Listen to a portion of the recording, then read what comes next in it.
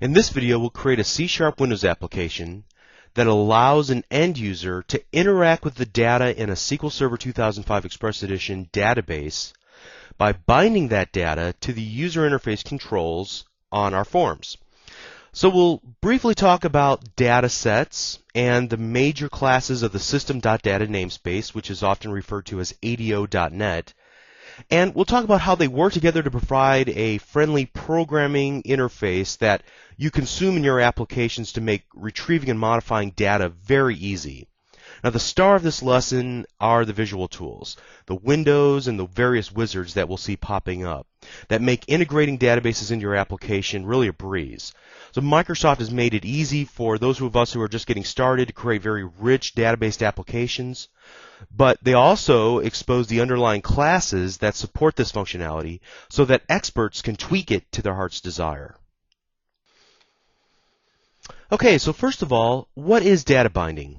Well, data binding is a feature of your user interface controls that allow them to retrieve information from a data source, like a database, and display that information to the end user. Now, each control might work a little bit differently here. Some controls will only display one value, or rather one field of data from a database. Other controls, like the data grid view, can display multiple fields of entire rows, multiple rows of data within its grid. And some controls allow you to edit the fields of data, which will then automatically update the original data source with those updated values. It really depends on what you're trying to do. And so we're going to look at a couple of controls in this lesson, and we're going to look at more whenever we create our RSS reader application at the end of the series of lessons. We'll look at some other popular ones as well. Now, in order for all this to work, there's a series of classes in the .NET Framework class library that support this operation. Now, obviously, those classes that are directly related to the user interface controls, like text boxes and list boxes, they're going to be involved. But additionally, there are a set of classes in the system.data namespace that are referred to as ADO.NET. Now, ADO stands for Active Data Objects, and the name has ties to some previous versions of a data access programmer's interface from Microsoft years ago. I don't want to get bogged down in the etymology of ADO, but let's discuss all the things that ADO.NET does for you in an application, at least at a high level. And then later on this lesson, I'll try to tie these concepts back to the concrete names of the classes, which will be created automatically for us as we drag and drop objects from the various windows onto our designer surface, and we're going to see how cool that is. Okay, so first of all, ADO.NET begins by managing the connection to the database, regardless of the type of database or other data source that you want to connect to. Now, a connection includes the process of locating the database, either using a file system or a network protocol, and it begins the handshaking to speak with the database. And just so you understand the concept of a connection, as long as a connection is open, your application can then speak to the database. Next, ADO.NET manages both the requests your application makes to retrieve the data from the database, and then it also manages the response from the database to return the requested data, or return a message that you ask for something that the database just can't deliver back to you. Next, ADO.NET then has a series of classes that manage the set of data that's returned back from the database query so that you can write code to evaluate each field of data if you want to, or navigate through the data row by row if you want to, whatever you want to do. And then finally, at least for our purposes, there's a class that, for the sake of data binding the data to a user interface control, that this class will manage which row of data has been retrieved and set it to the current row. So if you have 10 rows of data your application returned from the database, all the user interface controls on your form need to know that they all need to be looking at the current row. For example, row 3. Now, if each control just looks at whichever row of data that they please to get their field of information, you've got problems. Each control on a form, in essence, needs to get on the same page, so to speak, so that all are looking at the respective fields that they need to display that belong to the same row of data. So there's a class that manages that current row of data and tells the controls on the form that a new row of data is now the current row, and so you should update your values based on that. Now, as usual, I've greatly oversimplified this, but hopefully you can see and begin to appreciate at a high level that ADO.NET is doing quite a bit for you automatically. You don't really have to know the specifics of how it works under the hood in order to get some benefit from it. Just know that there's a lot going on to support you in the building of database applications. Next, you might be asking yourself, why build applications that provide access to a database? After all, in the previous lesson, I demonstrated how easy it was to just open up the database and add or remove rows right from there. So why not just let your end user have access to that instead of going through all the work of building this face on top of a database? Well, actually, that's a great question, and there's several reasons why you would want to do this. First of all, in order to really get a lot out of a database, there's a certain level of aptitude that the user has to possess in order to interact effectively with the data in the database. And when you create a friendly user interface, you're hopefully going to reduce the learning curve for the end user so that they can do their job without having to worry about this weird error message that came back, or having to worry about referential integrity, or having to worry about some complex query that is necessary to pull data from several different tables, and we didn't really talk about that yet. But there's actually a lot of functionality that you can encapsulate and make easier by virtue of the fact that you're building an application that resides on top of a database. So you may not want to give them access to it just to simplify their lives. And then secondly, perhaps there's data in the database that you want secure. So you want to ensure that only certain users or certain computers can access that data, or perhaps you want to log who is making what changes to what fields and so on, and that's why you need to kind of control it through the use of a user interface to have more programmatic control over who is doing what to the data. Or thirdly, in the case of a website, you may want to display data in a database like a product catalog for your company's goods. Now, in that case, you wouldn't simply just put the database directly on the internet. First of all, it's not very visual, and you wouldn't have the high impact that you want. But instead, you'd provide some web page template that can access the database and display the information in a templatized format to the end user. And then finally, in most cases, you don't want the users to directly access the database because, and there's really no easy way to say this nicely, but because they might screw it up. Your job is to make sure the data in the database is correct, that it's relevant, that it's properly formatted, and so on. And it would seem at times that your users are going to find every way possible to thwart your attempts to do this. So to restrict their access to the underlying data by making applications that do checks on the entry and the changing of the information can maintain the integrity of the data, making sure that it is correct, that it's well formed, that they haven't deleted things that they shouldn't have deleted, and so on. And honestly, there's probably a dozen other reasons why you'd want to create a user interface on top of a database instead of allowing the end user to access the database directly. And hopefully these are going to suffice for now. And let's get started with building an example or two. Hopefully it'll become more obvious as we move forward. Okay, I've taken the liberty to create a new project called Lesson 09. Using the steps from the previous video, you can see I added a .mdf file, a new database file called My Company. And within that My Company database file, I added a single table called Customer. And you can see in the main area where I have the definition for the customer table, I have three fields: a customer ID, which is the key to that table, which is of type integer, and I'll scroll down here in the properties area, and you can see that it is indeed an identity column. Okay. The next field is first name of type nvarchar, with the size of 50, and then finally last name nvarchar with the size of 50, which is the default as well. Okay, so what I would suggest at this point is if you're following along and you need to catch up, just pause the video right now and try to duplicate this table structure in your project. Okay, I'm going to assume that you did that. I'm also going to show you now that as we go to Show Table Data, I populated this table with 4 rows of information. I just made up these names for fictitious customers, and you may want to do the same as well by pausing the video and filling in some names at this point. Okay, I assume you're ready to go on, so I'm just going to close all these down in the main area. The first thing that I need to do is create a data source. So I'm going to go to my Data menu option and select Add New Data Source. This will bring up the Data Source Configuration Wizard.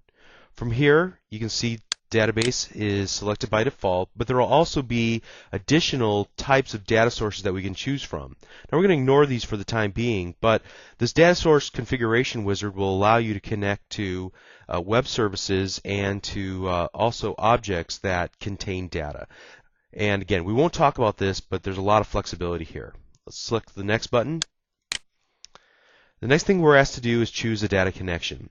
Now, by virtue of the fact that we created a database file in our project already has knowledge of this database. As we saw from our Database Explorer, there's already a connection that we were able to work from in that window on the left-hand side that's slightly covered up by our configuration wizard. So I'm not going to create a new connection since it could find the database that I want to work with already by default.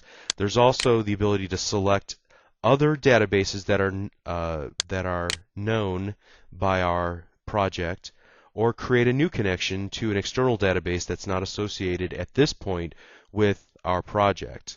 Now you can also do something neat and just look at the connection string, which is just some information that ADO.NET needs to know about the connection object of ADO.NET in order to find and handshake with the database. We don't need to really play around with that, it's just read only. So I'm going to select the next button. Now it asks, how should we save the connection string? I'm just going to suggest that you select the next button here. Basically, that connection string we saw on the previous step of the wizard has to be saved someplace, and you can save it into a fairly updatable location into what's called an application configuration file. This is just an XML file that contains settings for your application. Now, we won't take the time in this video to talk about that at length, but in the other videos at www.learnvisualstudio.net, it talks at length about application configuration files. Let's select the next button. At this point, it's taking a look through the database to try to find the various objects that are available. You can see here that I can drill down and find our customer database, which is what we want to do. Now, what's going to come out of this is a data set definition, which is in an XSD file. We'll talk about that in just a moment. It asks for the data set name. We're going to leave it at the default and then select the Finish button. And we're going to see what is created as a result of this. So once the wizard completed, you can see that a single file was added to our application called mycompany.dataset.xsd. The .xsd file extension indicates that this file is an XML schema document. Think of this sort of document as the table definition for our local copy of the database. Now, there's a distinction to be made.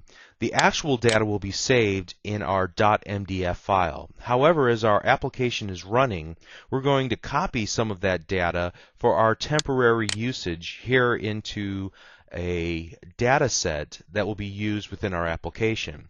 And this .xsd file defines the structure of that data set that will be used internally. Once we have added records to our data set, deleted records from the data set, and updated records in the data set, then those changes will be resolved back into the original data source, mycompany.mdf, through the use of some special ADO.NET components. And you're going to see how this works as we go through this example. So just bear with me if that didn't make sense in first blush, because it's actually very neat how it works, and there's some great advantages to working with data in this way.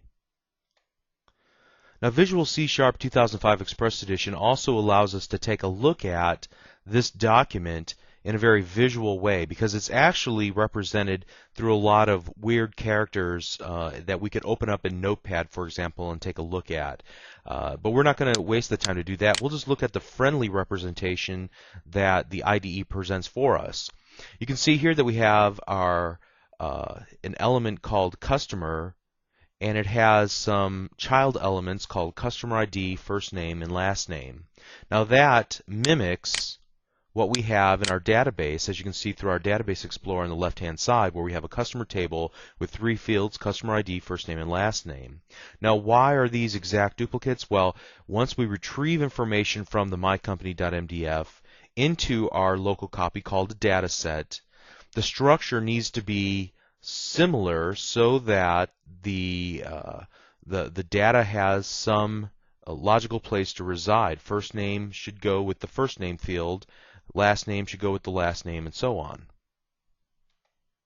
Now, once we have this data set over here, we can make changes to it and everything, and it doesn't impact our original data source, the mycompany.mdf file.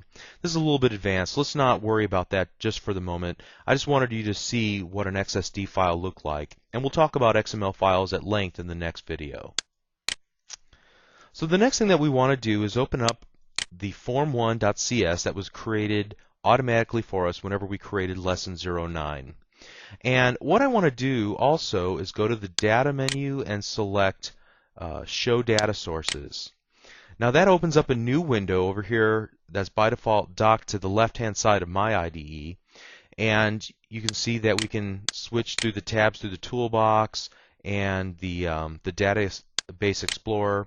And what we have here is another representation of customer ID, first name, and last name. And this comes from the My Company dataset. So you can see here we have our element of customer and then our child elements of customer ID, first name, last name. Now there's a little drop down on this customer, and when we pop it down to take a look at it, notice that it has data grid view, details, and none. What is this doing? Well, it allows us to define the default way that this set of elements can be represented on a form whenever we use data binding. So what I can do is make sure that this is set to data grid view, and then I'm going to drag it from the data sources and drop it onto our form, and notice everything that's done for us automatically by Visual C# 2005 Express Edition. First of all, it creates this neat toolbar. It creates this grid for us, and then there's several controls. Let's move this over a little bit. Several controls in the designer tray. We'll talk about what all these are in just a moment. But right now we have a complete working application, so I'm going to select the Run button, and we're going to see what this application can do. Now, notice that all I had to do is drag and drop, and I get the functionality of a complete application where I can scroll through and look at information in a grid that's from my database. I can use these toolbar elements to navigate through, just like I did in the previous lesson whenever we were working with the database. I can go to the first record, I can go to the last record, I can select this button to add a new row and type in new stuff. I can select this to delete items from the database, and I can also then, once I've made all these changes, select this Save button, and again it takes it from our local copy of the data that we're currently working with, and it will propagate any changes that we made, additions, updates, or deletions from the data set, back into the original data source, the mycompany.mdf database. So hopefully you can see the power of this data sources window. Now there was another option as well here, which is a detail view. Let's just do that for fun. I'm going to delete everything one by one just by selecting it and then using the delete key on my keyboard to remove it. Then I'm going to set this to details and drag and drop this onto our design surface. And now I get a different representation visually of the data. I'm going to run the application again. And notice now that I get a form, instead of a grid view, a form view, where again I can go to the last record, the first record, I can create a new item, I can delete it, I can save the data back into the original data set. So there's just two representations of the exact same data. The other benefit is that I still have the ability to go in and add things to my application. I can create new items on my form. I can do some validation. I can make some items read-only, like the customer ID field, for example. I may not want to allow the user to enter anything in there, so I still have full programmability of my form. It's just that the Visual C# 2005 Express Edition data binding features allows me to get to this point very quickly without having to write any code, without having to really worry about all the objects that I need. So it gives me a lot of power without having to worry about the underlying way that this all works. But for our purposes, we want to understand a little bit more about the items that were added to our form. Now, in both cases, whether we used the details view or the grid view, notice that there were items that were added both to the form and then also to our designer tray. Let's go through each one of those one by one. Now, the first item is an object called MyDataSet. We've already talked about what a dataset is. It is the container, the local container for the data that we want to work with within our application. So as soon as our form opens, what happens is that that dataset gets populated with data from a database. Now, how does that happen? The way that that happens is through the use of the next object on our designer tray, which is the customer table adapter. This table adapter knows how to retrieve data from the database. It contains a connection to the database, so it contains an object within the table adapter that knows how to connect to our mycompany.mdf, how to retrieve information out, and then also has the ability to resolve that information back into the database. So if we were to delete a record, it has its information within itself that knows how to work with the customer table so that one row of data could be deleted and updated and added and so on. Okay. The next object is the customer binding source. The customer binding source is that object that keeps track. It's kind of a bridge between the information in the data set and the current row that's being displayed on the form. So it coordinates with all of the text boxes in this case to decide what row of data currently contained in our data set, our temporary storage container, what row should we currently be displaying on all fields that want to display information about the current row. So, for example, we're not having one text box look at row 3 and the other text box looking at row 4 and delivering erroneous information. The purpose of the customer binding source is to keep all the controls on the form bound to the same row of data and to update and give messages to those text boxes and say, hey, the user indicated that they wanted to go to the next row or the previous row or the first or last, and so make your changes accordingly. Okay, and then finally we have this object here called the Customer Binding Navigator. That is this toolbar that we see at the very top of our form, which allows us to go to the first, the previous, the next, and so on. And all of these controls are available to us through the use of the toolbox. So let's see if we can find that here. Yeah, here we have in this data section of our toolbox a data set. You can see our data grid view, which we used just a moment ago, the binding source, the binding navigator, and also if we peeked around a little bit more, I'm sure we could find the table adapter and so on. But we could have manually added all of those components, all those controls onto our form and manually configured them, named them correctly. As you can see here, they've all been named with the word customer prefixed to the type of object they are, like customer, binding source, and so on. But the data source window did that for us automatically. Now there's one other player in this, and that is there's properties in each control on the form that allow us to bind to a specific field within the data set. And so if we scroll down and take a look at, for example, the text property, let me get on the right control here. Here we go.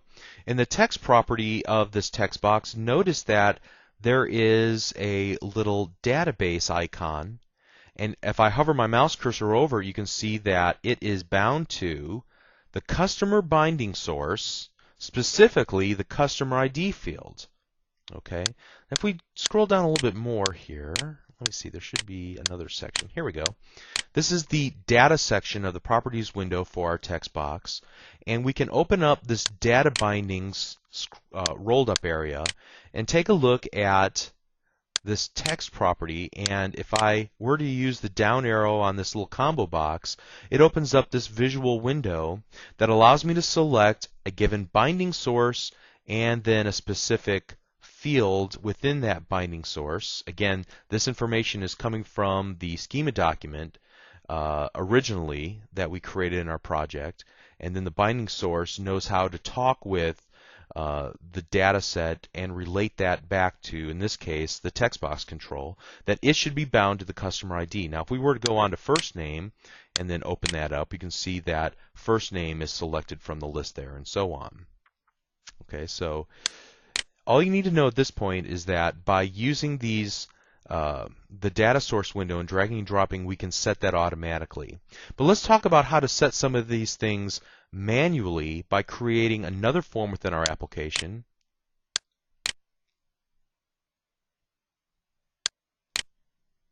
And we'll accept the default name of form2.cs.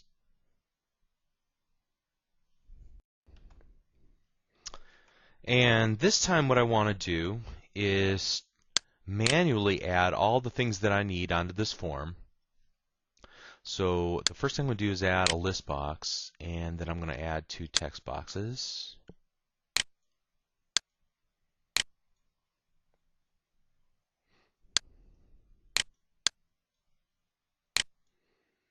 And I want to add a label so we remember what this actually is. Move everything down here.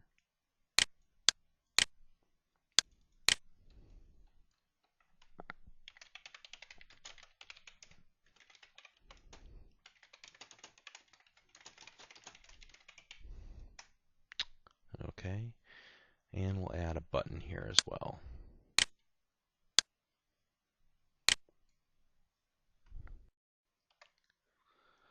And while I'm thinking about it, let's just do this real quick. I'm going to go back to Form 1. I'm going to put a button on here because we're going to need to know this whenever we're creating our RSS reader example, and that's how to open one form from another form. So we know that forms are just classes, so how would you create a new instance of the Form2 class? You would do something like this. Form2, and we'll just call it anything. In this case, F equals new Form2. And then we're going to look at this instance of our form. We've created an instance, but we haven't told it to do anything. So I happen to know that an instance of a form has a show method, and that should probably be what we need there. So let's just test this out real quick.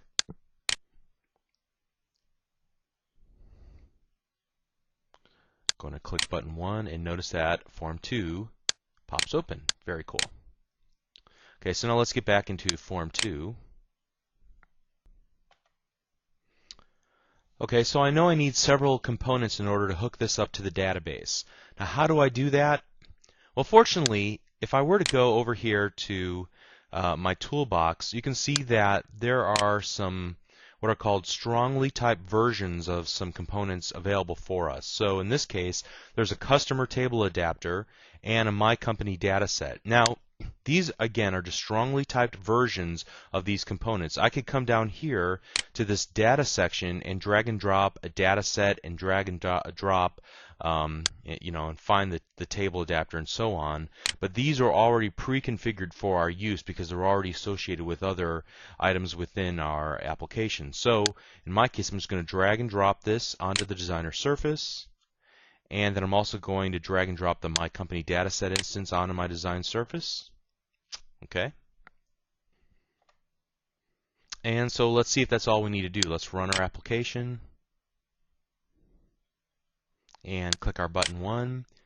But notice that nothing happens, that we don't see anything in our list box or in our text boxes. So we obviously haven't done enough. Let's go back and work through this example a little bit more. Let's go back to Form 1. And let's take a look in the Form 1 Designer. and see if there was anything added for us by the IDE. And in fact, there are some things that were added for us. You can see here that we have some redundant code, and I think this is just because of the way that we added and removed items from our form. There's 3 copies of the exact same piece of information here. But ultimately, you can see that we are calling customer table adapter.fill, and then we're passing in the myCompanyDataset.customer. So we're going to need to do essentially the exact same thing. Now, we haven't talked about the this keyword. This keyword refers to the parent object. So we talked about how a form is a class and you create an instance of a form. The word this refers to the current instance of the current object. So in this case, this customer table adapter as opposed to the customer table adapter that belongs to another instance of the current object, the current form. So let's not get bogged down in that too much. Let's move on to here and create a similar line of code. Whenever the form first opens up, we're going to need to add a line that looks like this. Customer table adapter 1.fill, and then we can just pass in myCompanyDataset.1, or we can specify that we want to work specifically with the customer table. Okay, so what does this fill method do of our table adapter? The fill method is what takes action to grab the data from the database and then populate the customer table of the data set with the data it retrieved. So that's what the fill method does. The other thing that we need to do is, at this point, we haven't told the list box that it should be data bound to the data set. So I'm going to use this little task arrow that pops open, and I'm going to select Use Data Bound Items. It's going to allow me to select the data source. What I want to do is select from Form 2 List Instances, myCompanyDataset1. Then I get to select the display member, and I want to use for that the last name. And then the value member, I want to select the customer ID. So what's the difference between the display member and the value member? The display member is what actually is viewable within the list box. But each item within a list box has an underlying value associated with it. So it could be one and the same. We could have last name populated here as well, but because 2 people could have the last name of Smith, it might be better to use the customer ID, which is always unique, as you recall from our discussion on using unique keys within our database. Now that's all we're going to use for that. So let's save this and then run our application and see if this now works. Again, we're going to click button 1, and now notice that we have our 4 names listed because we have filled the data set with data, and we've told the list box to bind to our data set, specifically the customer table within the data set, and more specifically the last name field of the customer table. Let's go ahead and close that and move on. So the next step that we want to take is to bind up the text box controls on the right-hand side so that when an item is selected from the list on the left, that we can see the first name and the last name in the text boxes on the right. Now, there's 2 ways that we can go about this. If we just need read-only functionality where we're just allowing somebody to read the values, we can do this fairly easily by selecting the item, then going to the Properties window, finding the data binding section for the text box, going down to that text property of the data binding section, and then clicking the down arrow in the combo box. This will allow us to select the data source and the data element that will be used to populate that text box. We'll use Form 2 Lists Instances so that we can look at our instance of the myCompany dataset. As you can see, it's called myCompanyDataset1. That is this reference, this object here that's been dragged to our designer surface, and we'll expand that. You can see we can see the customer element and the child element's first name. We want to use that here, and then we'll do the same thing here. We'll do this a little bit faster this time. We'll just drill down to get the last name associated with this text box. Okay, Let's run this real quick and just to show you that this will work.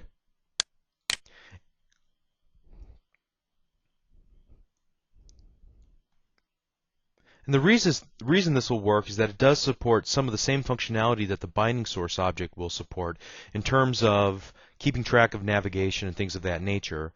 But in order to get the most out of our application, so you can see here as we select each item in the list box, the corresponding item here on the right-hand side will be displayed. But to get the most out of the list box, so if we were to make a change to, say, Chuck Rivetto and change this to Charles, we want this saved back into the original data set. And in order to really make this work with the fewest number of lines of code necessary, we're going to add a binding source in order to manage that process. So what we'll do, first of all, is go down to the data section of our toolbox and select the binding source object. You can see here in the description that it encapsulates the data source for a form and provides navigation, filtering, sorting, and updating capability. So there's a lot of neat things that you can do. You can navigate through the record set just using code by using a method called next or previous or first or last. You can also filter through the data set to only return those items that, for example, have a certain last name that you're looking for. So you can build in some search functionality. But what we're going to use it for is for its ability to give us some updating capabilities, so we don't have to write a lot of code in order to save the changes from the form back to the original data source. So you see I added the data source object to the designer tray. I'm going to select it and I'm going to set some properties, specifically the data source, which I'm going to set to project data sources, my company data set. And then I'm going to select a data member. There's only one here available to us, which is the customer table, or the customer element. Okay, and then the next thing that we need to do is take our list box and our two text boxes and bind them to the binding source. So we're going to remove the bindings that we have directly to the data set and move those bindings to the new data source object that we created. So we can think of this as kind of an interim object that manages the relationship between the controls on the form and the underlying data set. So the first thing we'll do here is select our list box, go to data source, and you can see here the binding source 1 is now available. So we're going to select that. And we're going to need to change the display member and the value member. So we want to display the last name rather, and then for the value member we want to change that to the customer ID. Great. Okay, and we'll do the same with the text boxes. Let's find that here in our data binding section.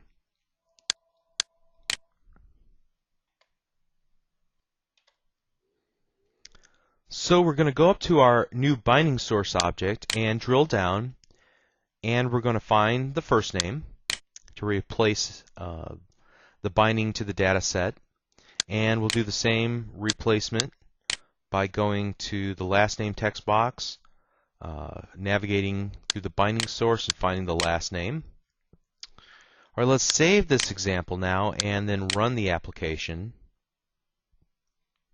just to make sure that the binding still works, so that we can select from the list on the left and see the results on the right, and it still seems to work. Excellent. The next step that we want to take is to modify the example in order to be able to make a change to the data. Like, for example, we'll use this, Charles, and then we want to click our button and be able to save that back into the database. So let's go ahead and stop this. And now I'm going to double click the button.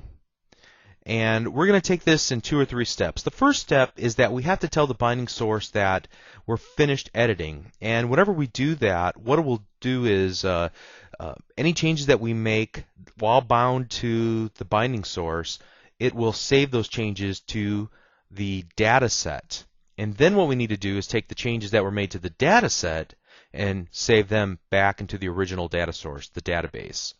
Now, so the first object we're going to use is the binding source. So binding source 1 dot end edit. Okay, so that will take any changes that were made while we bound to the binding source, and it will save them back to its underlying source, which is our data set. Now we're going to take the data set and save that back to the database. Now, what is the object that we've been using up to this point that knows how to communicate with the database? Do you remember what that is? It's the table adapter. So our specific instance of the table adapter is customer table adapter 1.update. And we're going to have to pass something in. Now you can see that this is overloaded, so we can choose from just one data row to an array of data rows to the entire data set to just a single table within that data set. So just for fun, we're just going to pass in this last overload. So we'll do my company dataset 1 dot customer. Okay. Whoops. Dot customer. Great. Okay. Now, once this update method performs, it will return back to us the number of items that were updated. So what we can do is create int result equals 0. And we don't have to capture this, but I think it's a good idea so that we can view how many rows were affected back into the original database. And then we'll just do this message box dot show, and then we'll do result dot toString. So we get some feedback from the application that the save should have worked. Let's save this and then run the application. Click our button 1, and everything still seems to work. Now we're going to change Chuck to Charles, and then we're going to click button 1. You can see we get one row was modified back in the database. That's what our little result variable was able to capture for us. So now we should be able to shut this down and then open it back up, select Rivetto, and we can see Charles is now saved into the database. So this seems to work just fine. So I hope now you can see the power of data binding. We're able to create pretty full-featured applications, writing applications that sit on top of or expose information from the database to the end user by just dragging and dropping some things into place and getting a lot of functionality without having to write virtually any code, and then also being able to dive in and make some modifications to how the data binding works, setting some things manually so that we can customize the functionality to our heart's desire, and also allow us to update any changes that were made in the data back to the underlying data source, the database, where the data is permanently stored. In the process, we were able to talk about data sets. We're able to talk about the function of a table adapter. It has knowledge of a database, knows how to speak with and handshake with the database. We talked about the binding source and what it helps us to accomplish, and also talked about the XSD, and we're going to talk about XML files we know in the next lesson. So we covered quite a bit of ground and are now able to create some pretty full-featured applications featuring data that we can display to our end users.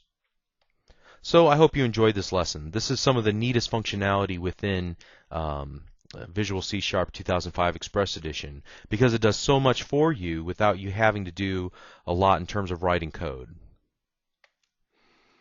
Now, if you enjoyed this video, please visit www.learnvisualstudio.net to download and watch over 400 videos just like this one, aimed at all skill levels on many different topics related to C#, Visual Basic.net, ASP.NET, and more. Thank you.